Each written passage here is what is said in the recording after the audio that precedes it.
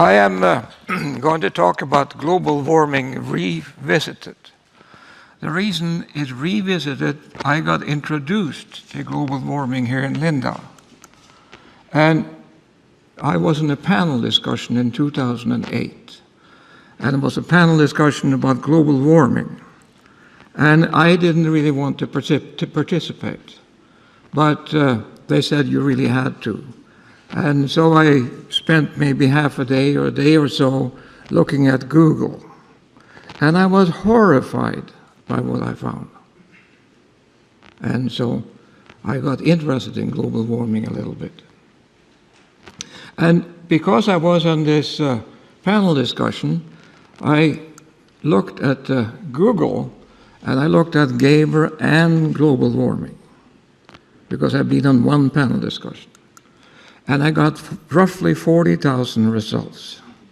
If I look at my mind and look at my name and say Gaber and superconductivity, I got much fewer results. Global warming is really a hot topic. And what I said then, and which I still believe, is that global warming really has become a new religion, because you can't discuss it. It's not proper. If you say global, if you look at Linda here today, then all the people who are, notable people, they have said climate change in their talks. All of them have said it. I don't know whether they know what they mean, but they have said it anyway. Everybody talks about climate change. So the American Physical Society, which I was a member, said the evidence is incontrovertible that global warming exists. Now, think about that. This is a physical society. And they say you cannot discuss global warming because we believe it's happening. It's like the Catholic Church. There are lots of incontrovertible truth in the Catholic Church, I'm sure. And here there's an incontrovertible truth in a physical society. So the only answer to that is to resign. So I resigned in 1911. And that actually made quite a much more story than I thought it would have. So global warming really starts with these two people, Al Gore and Parkuri, however you pronounce it. And what they did, they made this curve popular. I know that's hard to read from the audience, but on the vertical scale is degrees in 0.1 degree. So roughly 1 degree is the whole vertical scale. And the horizontal scale is in years from 1860 to 2000. And you see the global warming has increased, but the scale is like what dentists use when they advertise by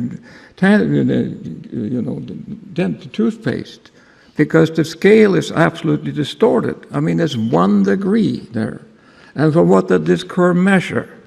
Well, this curve measures what does the average temperature for the world for a whole year and for a whole Earth for 1 year.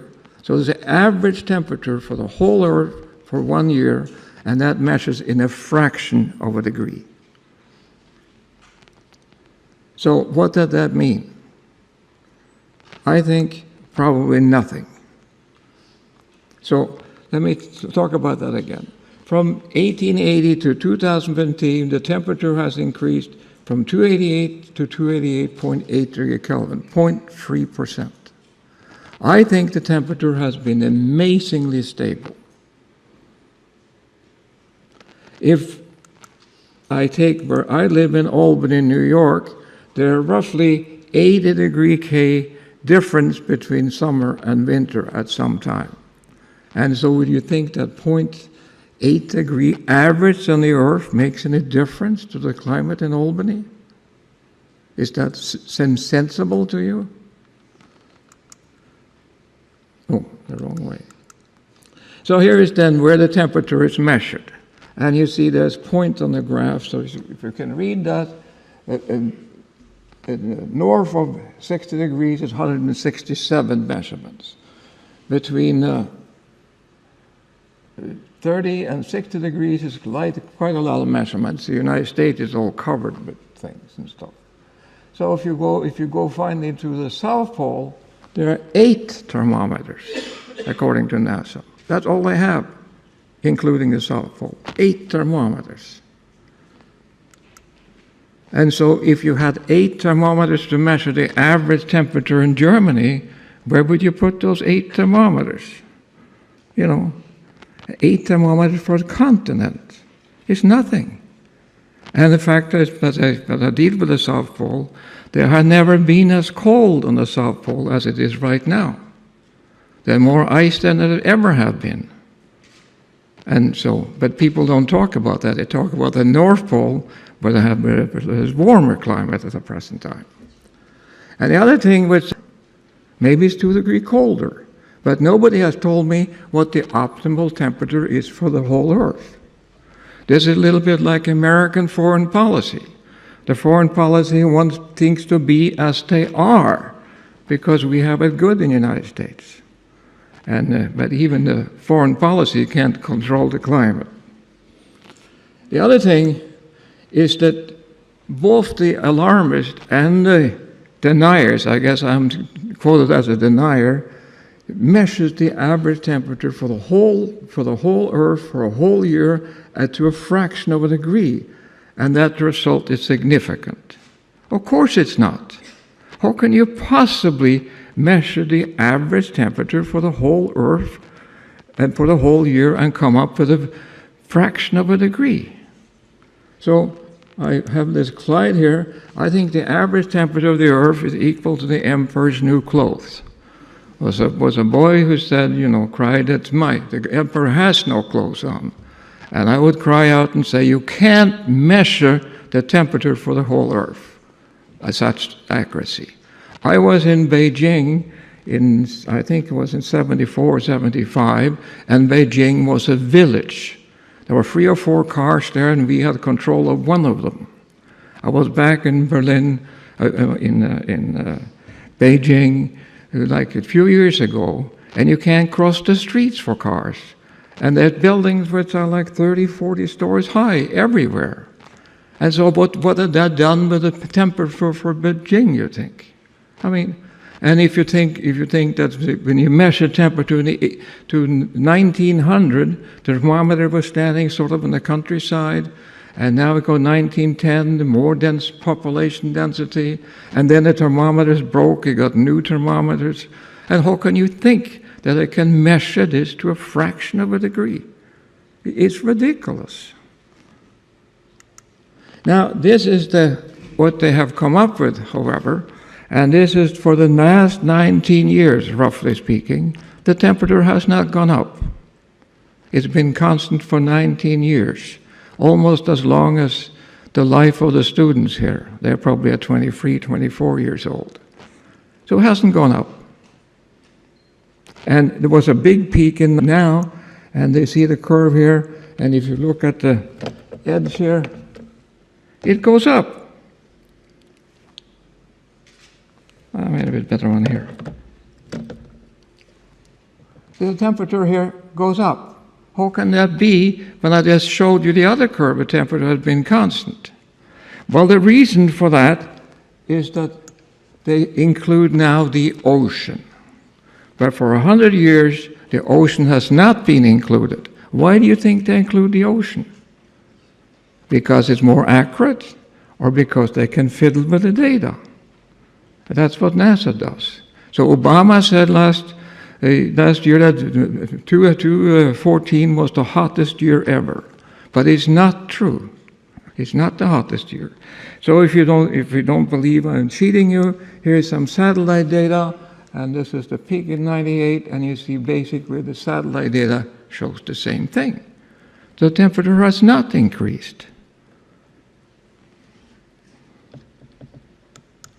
So what is then the greenhouse effect? Well, without the atmosphere, the Earth would have been roughly 35 degrees warmer, roughly speaking. Now, from 1898 to 1998, the temperature has increased 0.8 degrees.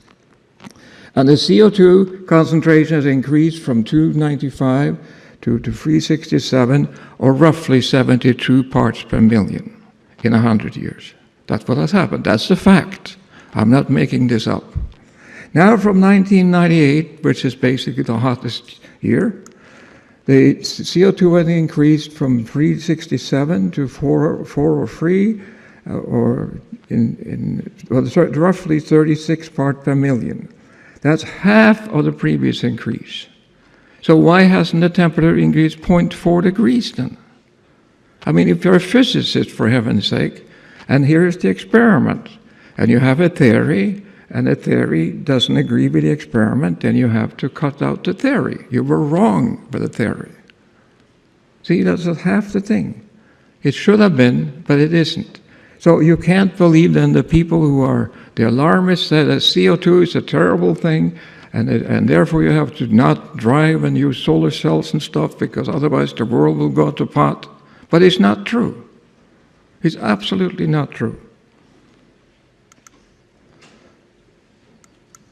So nature, in its wisdom, this was happened actually in 2012 when I gave another talk on global warming here, has come up with a magazine. And they want to cash in on the fad. My friend said I shouldn't make fun of nature because then I won't publish my papers. But I don't publish my papers anyway, so I'm safe there. So they had an article in there, for example, that corn yield in Africa decreased 1% for each day over 30 degree Kelvin. See, that's a very difficult thing to determine. But they published that article anyway. There was nothing saying in Nature that in the United States we put 10% alcohol into gasoline. That's the most stupid program America ever done. But all the gasoline should have 10% ethanol in it. And that comes from corn as well, from corn grown in Iowa, I guess. And that's food.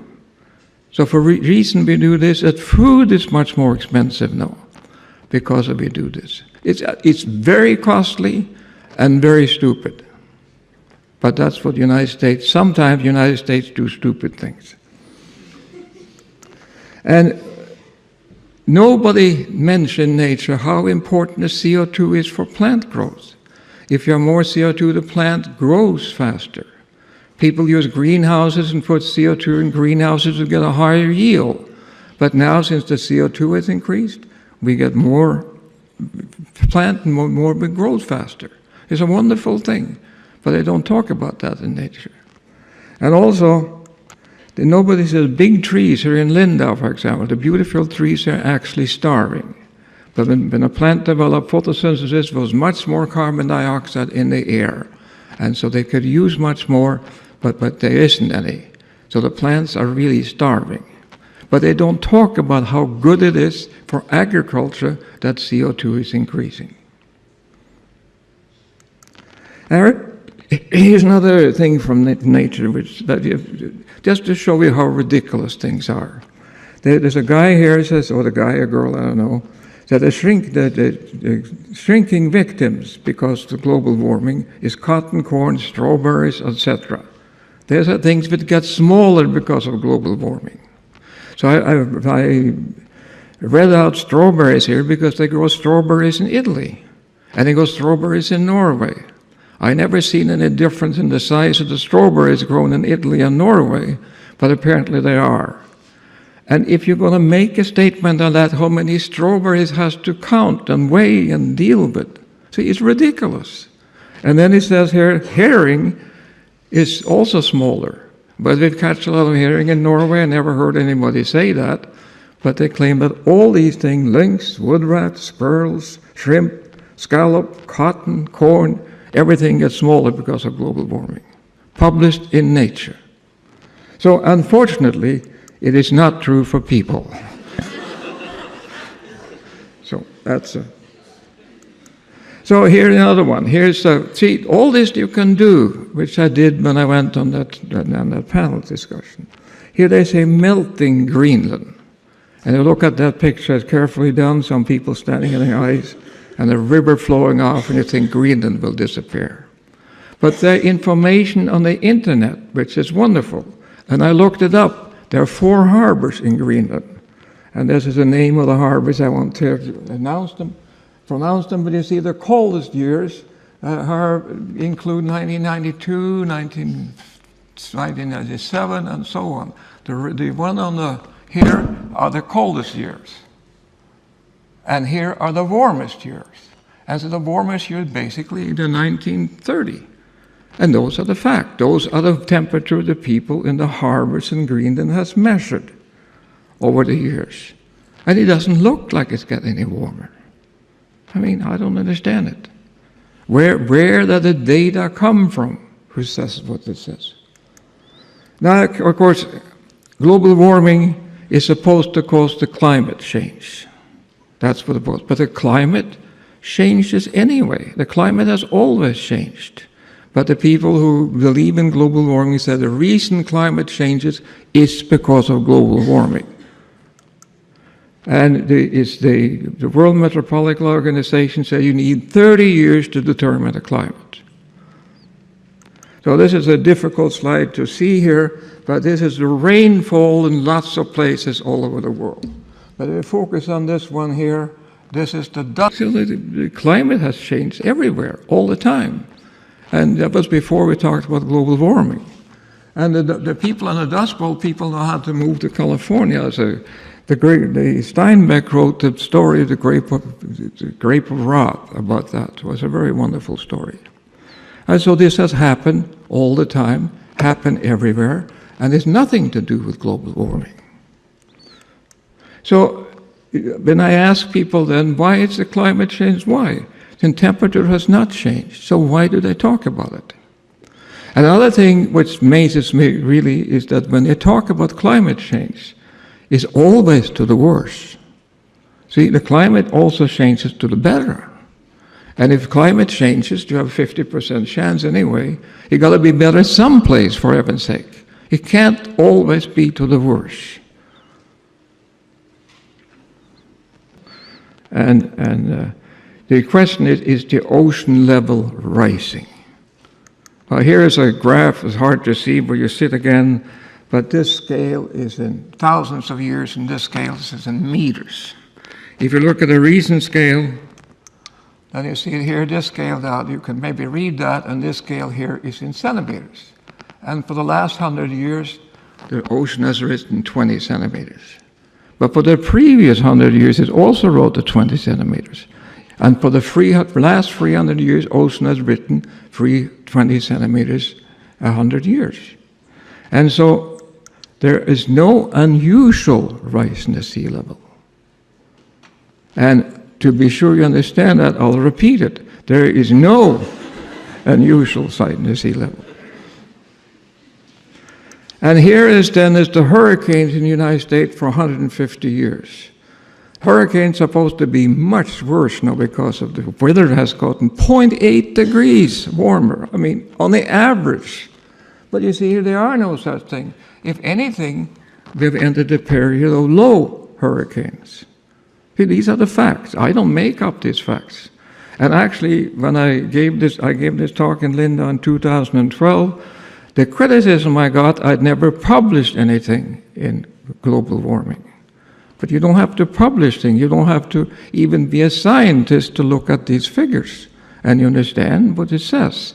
And the same thing is for the tornadoes in the United States. It looked like we're in a low period in the last few years. That's only 50 years of data or so. But see, what people say is not true. I talked to a journalist yesterday from D-Site, and he's supposed to be here. I don't know if he's here or not. And I asked how many articles he published, but this says that global warming is a good thing. And they probably don't publish that at all. It's always negative, always. So here is a picture to see how ridiculous things do. I hate to make fun of Norway because I'm Norwegian, but I think I can deserve this anyway. There is an oil platform laying about there. That is 200 miles from the coast of Norway. It's an oil platform. It's a very, very lucrative oil platform. And what they're going to do with that, they're going to electrify it. On the platform, of course, they have lots of natural gas and they have gas turbines and stuff. There's no problem with power. But to save on the platform, to save for the carbon dioxide on the platform, they're going to electrify it from land. It costs billions of money, crowns anyway, a huge amount of money. But the government of Norway has decided that. Hopefully now, when the oil price has fallen by a factor of 2, maybe they reconsider. I hope that. Because what they're going to do, now all the gas they save by not using gas generators, they're going to send to Europe. What Europe going to do with the gas? Burn it, of course. So, I mean, there's no saving here. They're just an expense. There's no saving of CO2 or anything. It's just ridiculous. So here is now what I worry about very much is the conference going to be in Paris in November. And I really worry about that. Because the conference was in Copenhagen, that almost became a disaster, but nothing got decided.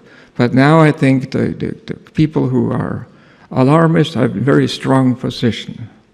And so the physical society always have made up their mind, so I don't have to worry about them. And now let's look at what they say. The evidence is incorroborable. Global warming is occurring if no mitigation is taken, significant disruption of Earth's physical and the cloud system and so on. Everything is go to hell. But the facts are that in the last 100 years or so, we have measured the temperature. It has gone up 0.8 degrees, and everything in the world has gotten better. See? So how can they say it's going to get worse? When we have the evidence that if it's true that they can measure, at least they believe it, when the temperature gone up 0.8 degree, everything, we live longer, we have better work, better health, better everything. But if you go another 0.8 degrees, we're going to die, I guess. So here is then what we should worry about. This is refugees trying to cross the Mediterranean. And so this is a boat, and these people are not fleeing from global warming, they're fleeing from poverty. If we want to help Africa, we should help them out of poverty, not, try to build solar cells and windmills. Here's another tragic picture, but these are solar cell and windmills rather than helping people. See, these people, when you spend, I look at Lindau here, there are a lot of solar cells on the roof. These people have been misled. It costs money to do that. And so, and windmills cost money. So here is a very nice, I know I can't convince you by speaking here, but I can show you this book that's called The Rational Optimist by Matt Ridley. It's a wonderful book. Actually, his main point is that we have it so good today because we are the only ape with barters, with trades.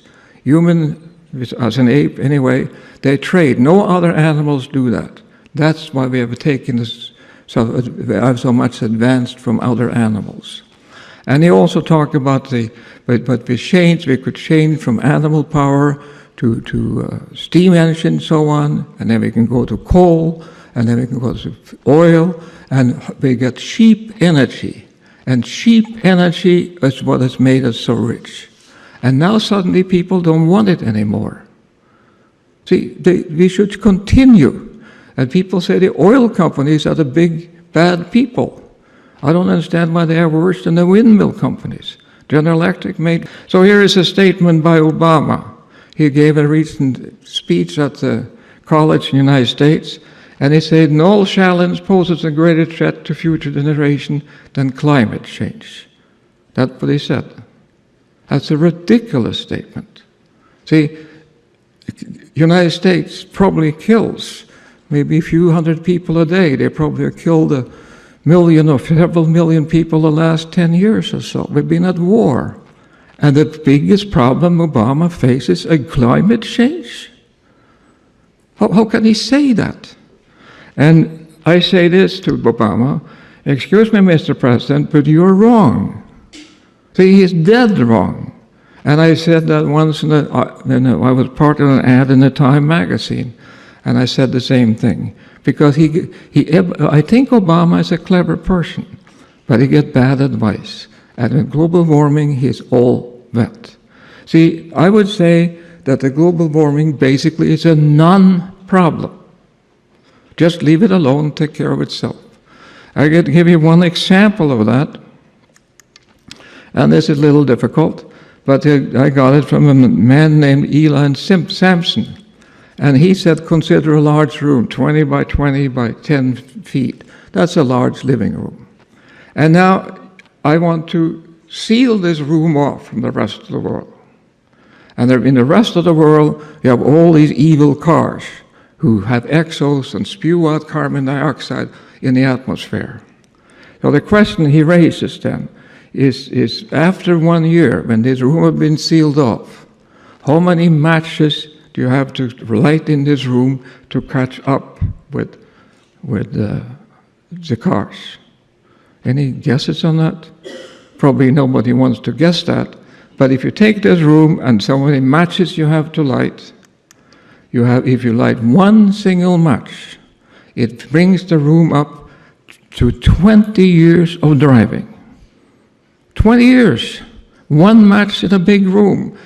It's the same number of carbon dioxide as all the cars in the world, which is 1 billion cars. Physicists are very good at this calculation. I was worried about when I got this letter from him, and I checked it. And on the internet, you can find how many cars there in the world. You can find how much they drive, and you can find all sorts of things. So you see, it's just one of these things.